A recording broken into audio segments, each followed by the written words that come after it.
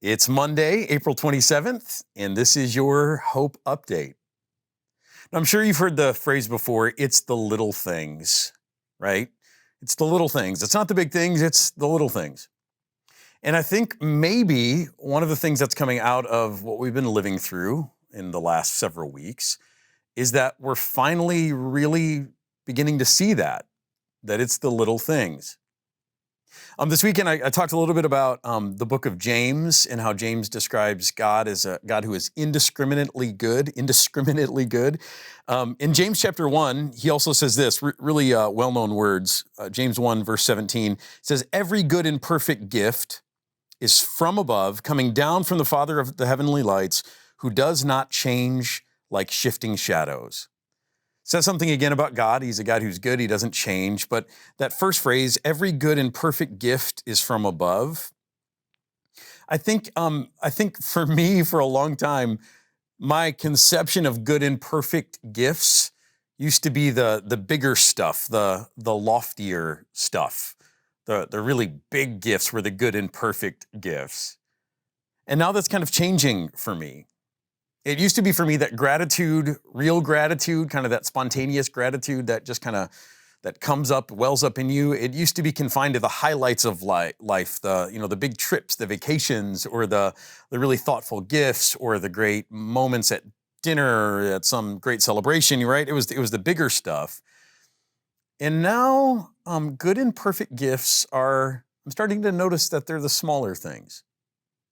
There's been a trend going around. I don't know if you've taken part in it. People have been asking the question out on social media or just volunteering the information of what do you want to do? What is the first thing you want to do when this whole thing is over?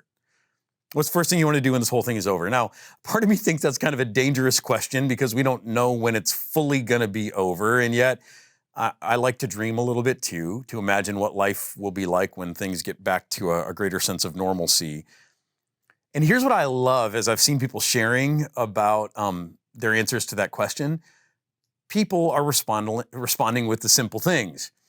I haven't heard anyone say, I can't wait to go on a luxury vacation. Instead, people are saying things like, I can't wait to share a meal with my friends again. Or some people have said, I can't wait to hug my kid again, or to hug my mom again, or to see my mom who's in a home and I can't get to her. Or people have said, I can't wait to get my nails done again or to get a proper haircut. Well, how many of us are in that boat? We're looking forward to that.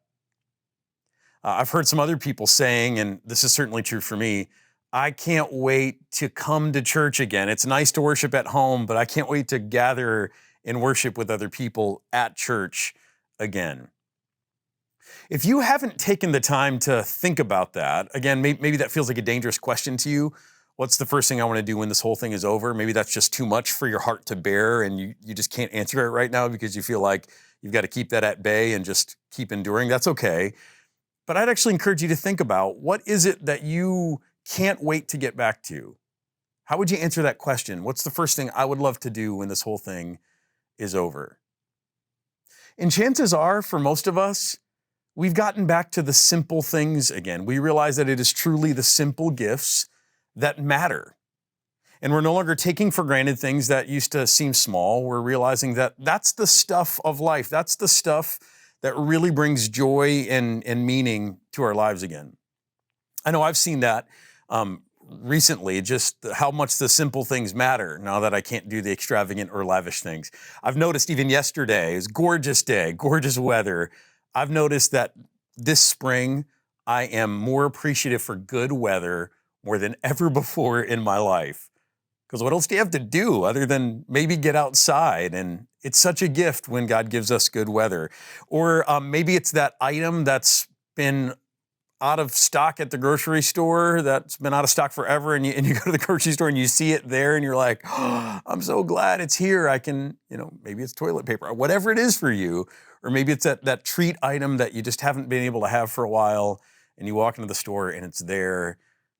And it's the simple things that bring so much gratitude into our lives. I'm getting ready for a series after this one, a message series that's going to start in early summer. And it's probably going to be based, this is premature, it's probably going to be based on the book of Ecclesiastes, which is a challenging book. It's kind of it seems kind of a pessimistic book sometimes, but it's actually a book of a lot of hope and wisdom.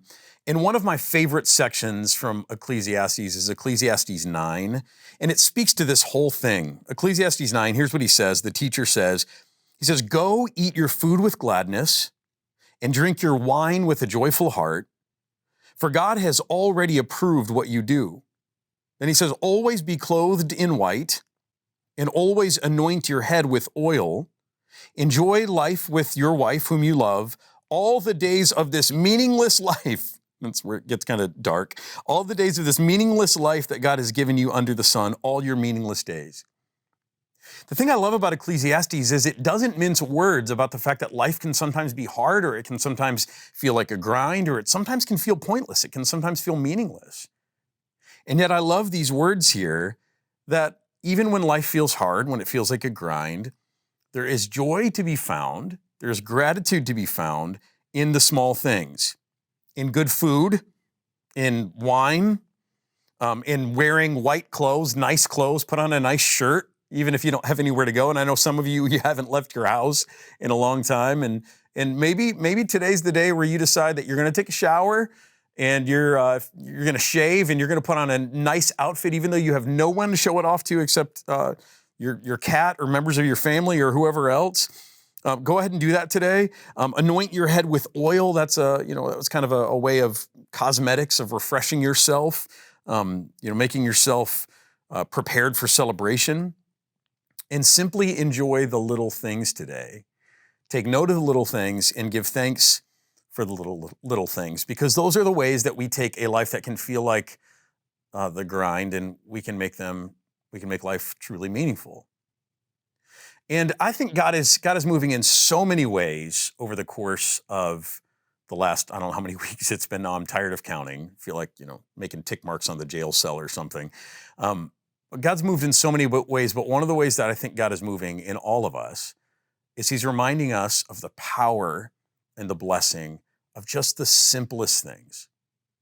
And so here's what I'll encourage you to do today. I'll encourage you to take note of the simple things. Take note of things that give you joy, and not only take note of how they give you joy, but also just take a moment to realize that, 6 weeks ago, those things probably wouldn't have even have crossed your mind. You would have taken those things for granted.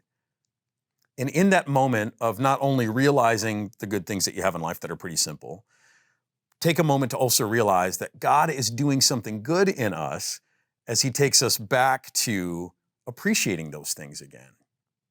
And what I'm really excited about for us is that once again, we can see the goodness of God in everything around us. Not just the highlights, not just the big things, but once again, we can see the goodness of God in the simple things. And so today, again, I encourage you to do that, to give thanks for those things, to note those things, to share those things with someone else. Maybe you've got a gratitude partner where you can just share, send a text message or in a phone call or some other thing. Just share the things that you're grateful for. Gratitude is catchy, and let's continue to be grateful. So before I go, I also want to let you know, in case you missed it last week, we dropped a little surprise, simple thing on you last week, unannounced. We dropped a midweek service on you.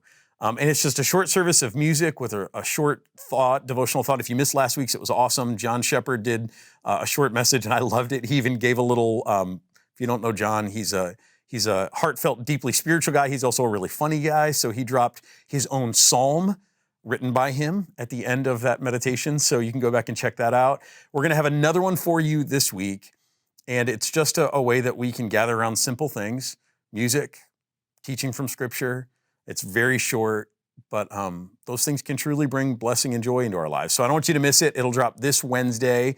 If you don't want to miss our content, make sure you subscribe to our channel, YouTube channel, and click the bell for notifications, and you can set those up so that you don't ever miss a thing. But look for that on Wednesday, in addition to all the other content that will bring you Pathfinder Unscripted tomorrow on Tuesday, another Hope Update on Friday, and Weekend Worship coming up this weekend. Pay attention to the simple things. Give thanks for them, and just notice all of the amazing, small, tiny things that we never would have noticed before. Notice how God's at work in your life. Notice how God's bringing us back to true joy in small things. It's a good thing.